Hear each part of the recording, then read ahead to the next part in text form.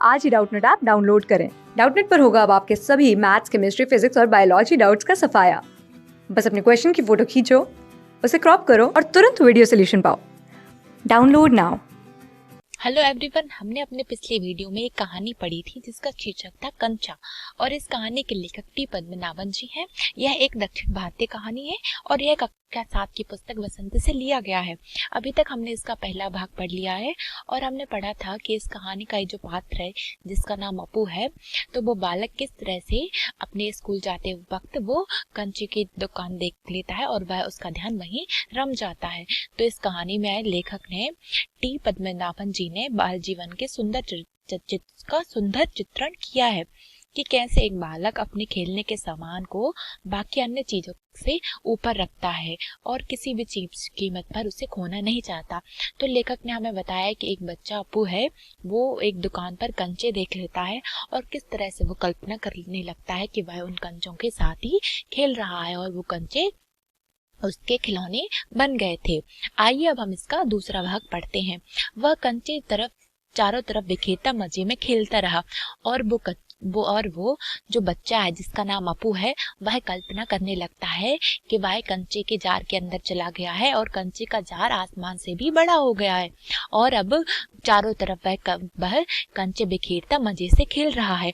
तभी एक आवाज आई। अब चूंकि वो बच्चा था तो उसका बाल मन चंचल मन था, तो वह बच्चा अपनी कल्पना में खो गया था।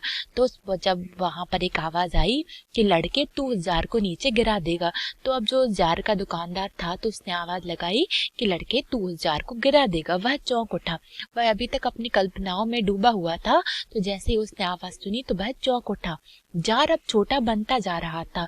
छोटे जार में ही हरी लकीर वाले सफेद गोल कंचे, छोटे आंवले जैसे, और जो अब जार था वह उसकी कल्पना का जो बड़ा जार था वह छोटा होता जा रहा था और अब छोटे जार में हरी लकीर वाले सफेद गोल कंचे दिखाई दे रहे थे जो छोटे छोटे सुंदर सुंदर आंवले जैसे नजर आ रहे थे।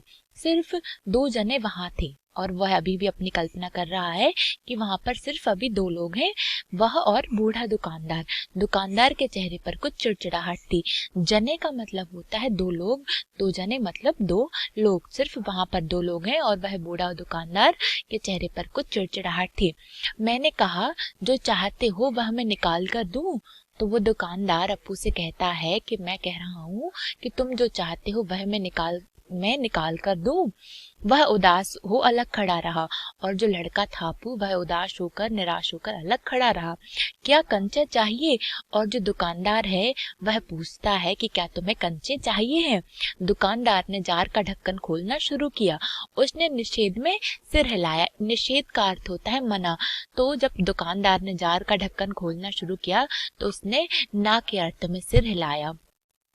तो फिर अब दुकानदार पूछता है कि तो फिर अगर तुम्हें कंचे नहीं चाहिए हुए तो तुम यहाँ पर खड़े क्या कर रहे हो? तुम इतनी देर से कंचे को क्यों देख रहे हो? सवाल खूब रहा, क्या उसे कंचे चाहिए, क्या चाहिए? और वह मन ही मन सोचता है कि उसने सच ही तो पूछा था कि क्या उसे सच में कंचे चाहिए हैं। उसे खुद मालूम नहीं, मतलब जो अपू है, जो लड़का है, उसे तो खुद मालूम नहीं है कि उसे कंचे चाहिए हैं या नहीं। जो भी हो, उसने कंचे छूकर देखा। जार को छूने पर कंचे का स्पर्श करने का एहसास हुआ और जब उसने जार को छुआ तो उसे ऐसा लगा जैसे वो कंचे को छू रहा हो। तो लेखक ने हमें बताया कि किस तरह से बच्चों का मन कितना मासूम होता है और कितना चंचल होता है।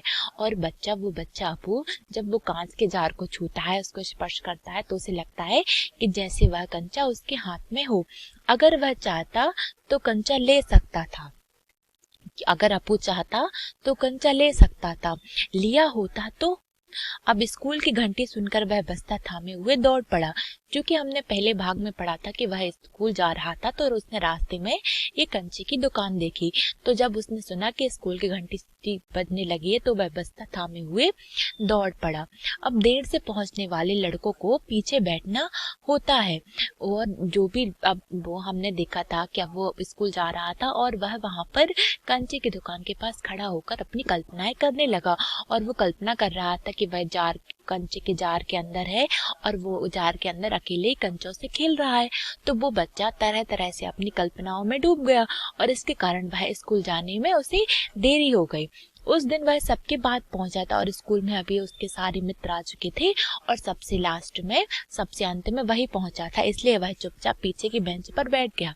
तो हमने अपने स्कूलों में देखा होगा कि जो भी बच्चा पहले आ जाता है वह स्कूल में पहली बेंच पर बैठता है और जो भी बच्चा बाद में आता है उसे आखिरी की मतलब पीछे वाली बेंच पर बैठना होता है। सब अपनी अपनी जगह पर हैं। रमन अगली बेंच पर है और वह आके देखता है कि उसके सारे मित्र अपनी अपनी जगह पर बैठ चुके हैं और जो उसका मित्र होता है रमन, वह अगली बेंच पर है। वह रोज समय पर आता है, मतलब जो रमन है वह रोज समय पर स्कूल आता है। तीसरी बेंच के आखिर में मल्लिका के बाद अमू बैठी हुई है और जो तीसरी बेंच है उसके आखिर में उसकी एक मित्र मल्लिका और उसके बाद अम्मू बैठी हुई है और जो उसका मित्र है जॉर्ज वह दिखाई नहीं दे रहा है। तो हमें लेखक ने इस पाठ में बताया है कि जो अपू नाम का जो बच्चा है वह स्कूल जाते वक्त रास्ते में जब कंचे की एक दुकान देखता है तो वह उसका बाल मन तरह तरह की कल्पनाओं में डूब जाता है और वो देखता है कल्पनाओं में कि वह कंचे से भरे जार के अंदर जाके वह कंचों से अकेले खेल रहा है। तो हमने देखा है कि जब वो कंचे वाला जो दुकानदार है जब वह उससे पूछता है कि क्या तुम्हें कंचे चाहिए हैं, तो अपू मना कर देता है कि नहीं, मुझे कंचे नहीं चाहिए। लेकिन वह मन ही मन सोचता है कि क्या उसे कंचे चाहिए हैं या नहीं। अब चूंकि वो बच्चा है तो वह खुद ही अभी इस बात का निर्णय नहीं ले पा रहा था कि उसे कंचे चाहिए या थे या नहीं। बस वो लगातार टकटकी लगाकर कंचों को देखता जा रहा था कि कंचे कितने सुंदर सुंदर सफेद कंचों पर हरी धारियां खिंची हुई हैं और वह आंवले की तरह कितने सुंदर लग रहे हैं। अब वो बच्चा था, वो कंचों को वो कंचे से उस कंचों पर उसका मन मोहित हो गया और उसे वो कंचे बहुत ज्यादा पसंद आने लगे और वह अपनी कल्पनाओं में खो गया और इसी वजह से वह स्कूल जाने में उसे देरी हो गई।